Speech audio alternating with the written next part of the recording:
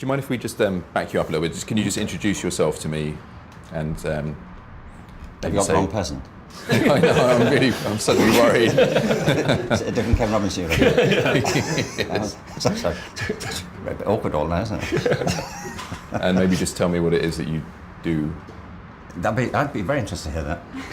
I'm Ken Robinson. I'm a writer and educator, and these days I spend a lot of time advising different groups and organisations on innovation and creativity. Right. Did you have a question, Adam? Yeah, well, you were talking about creativity, and Adam and I were working yesterday, and because the title of our great documentary is Drawing Out Genius, and it came to me that when we were watching one of your TED Talks, you were talking about intelligence and what is intelligence and how we look at it, and I was thinking to myself, well, what is genius?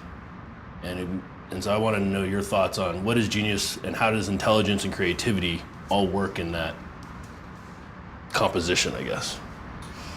Well, one of my concerns about education is that systems of education, for the most part, operate on a very narrow view of intelligence.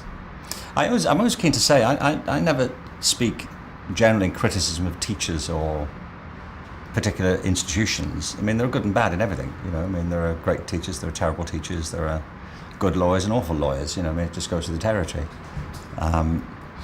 So a lot of what concerns me is not so much about individuals, because there are great people who work in the systems.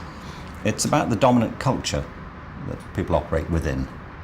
And the dominant culture of education in most economies is based on, I believe, a conflation of intelligence in general with academic ability in particular. And so people end up saying academic, thinking they mean intelligence overall. And if they say of somebody they're not very academic, the implication is they're just not very smart. And my argument, it's not my argument alone. I mean, I'm always very keen to say this. I'm not making this stuff up. I'm not inventing it. I'm not the first one to say it either. But human intelligence is tremendously diverse and multifaceted. And you can see the evidence everywhere. I mean, I remember a while ago I was in the office of the provisional, not the provisional, it's the governor, I think it was, of one of the districts of Austria. And I was talking about the nature of intelligence. He wanted me to. I didn't just wander in off the street and saying, "Can I speak to the governor?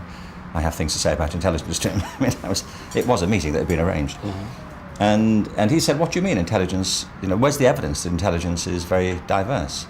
And it interests me because we're sitting there in a 17th century castle that had been wonderfully designed and built by obviously superb craftspeople. We're sitting at this extraordinary mahogany table that I think was from the 19th century, hand-carved and beautiful. There were paintings around all the walls, there was music playing in the background, and there was a high-definition television on the wall. And yet he's saying, where's the evidence, that intelligence is very diverse? I said, well, look around.